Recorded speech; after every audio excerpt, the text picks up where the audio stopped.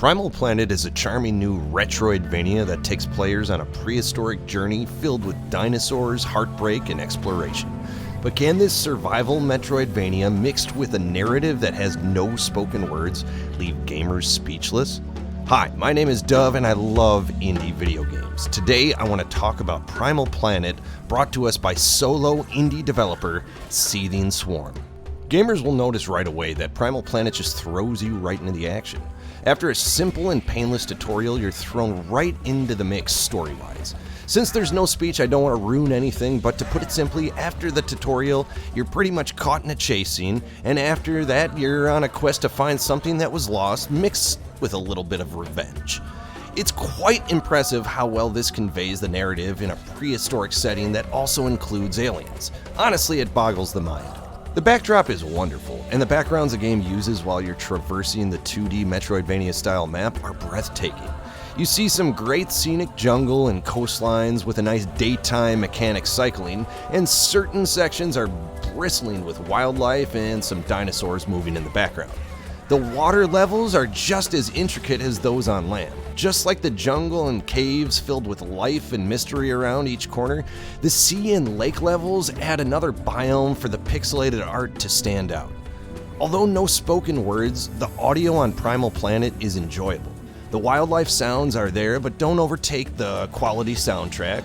The roars of the biggest dinosaurs and their booming footsteps give you that Jurassic Park kind of feeling. The music has an ambient, chill style that fits perfectly with the prehistoric setting.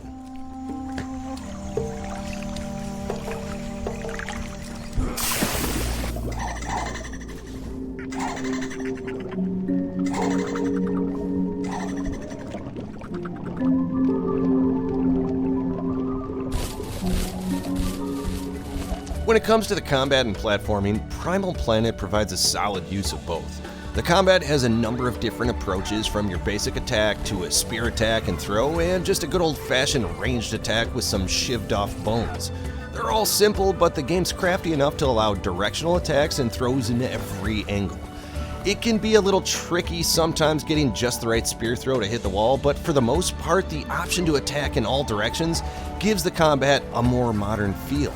You also have an upgradable dinosaur that follows you around. Cyno helps in combat and can be the perfect distraction for a T-Rex as you scurry to safety. The little dino can be controlled locally and now online after the latest update, which is a great feature if your kid or maybe a less experienced gamer wants to tag along for the adventure.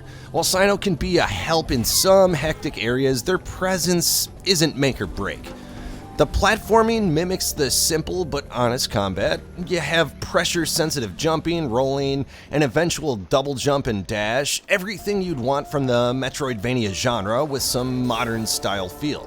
When it comes to navigating the survival aspect of the game, Primal Planet again keeps things simple.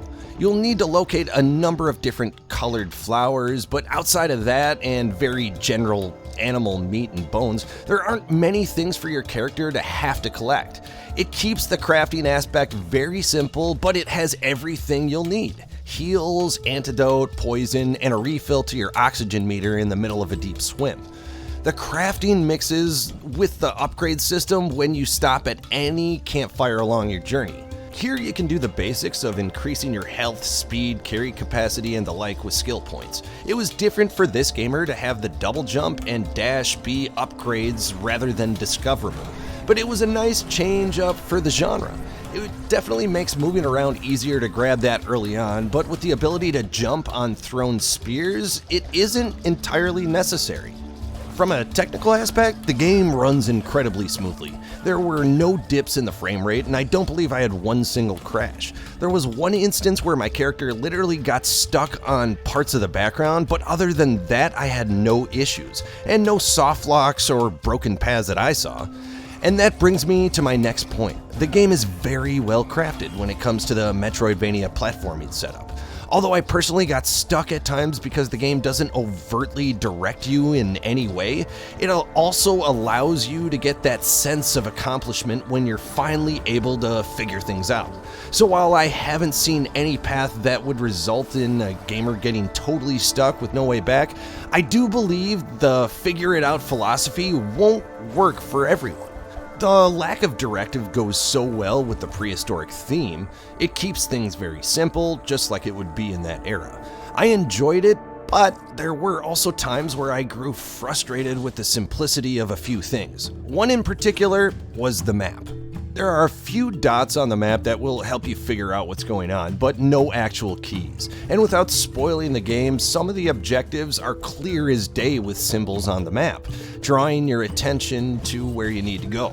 But there are a couple other key points that your character is going to want to revisit later on, and there's no way for your character to make any kind of markings or anything that might help you later on in the game. In addition, there's no way for you to look at other areas on the map when you're in a different location. So if your character is in a region on the far east, you can't reference a local map from the west side. It's a minor nitpick, but in the later game, you're going to have to reference all different parts of the map, and it just makes things take longer than it needs to. And perhaps that might lead towards the pacing slowing down towards the very end of the game. That's where you'll have to go on a map-wide fetch quest that will make you check your map multiple times. That long part might be best alleviated by giving players more freedom with the map. A small critique to an overall enjoyable experience. There are also a number of secret areas and Easter eggs to uncover, giving fans of the game reason enough to stick around after the final credits roll. However, with no New Game Plus mode and only one ending to the game, it will likely just be completionists sticking around. Primal Planet hits with a great narrative that has twists and turns while not overcomplicating things. It has combat and platforming controls that are responsive. Like the best parts of the game, its survival aspects are simple yet effective. The music is enchanting with its tribal style inspiration, and you get to hang out with a pet dino. It might lean closer to a platformer at times, but Primal Planet is a game I recommend for fans of the metroidvania genre, especially if you enjoy that figure things out on your own style, like a Hollow Knight, or that survival crafting style like an Ultros. This is a good title to play. Having said that, if you're new to the genre or maybe it's been a while, the lack of direction might cause some frustration and result in an unfinished game. But don't fret too much, there is a solid community on Steam to help gamers out of most jams, and Primal Planet can be finished in the 10 to 15 hour range, so any jams shouldn't take too long to figure out. If you like exploring a pixelated prehistoric world with dinosaurs, then you should check out Primal Planet.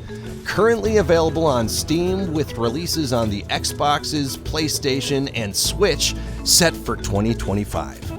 Thanks for watching, folks. If you enjoyed this, don't forget to hit the like button. And subscribing goes a long way towards bringing you more content like this. We also have a weekly news podcast called the Indie Radar, where we focus on indie news and upcoming titles. Thanks again for watching from all of us here at The Gamer Buff.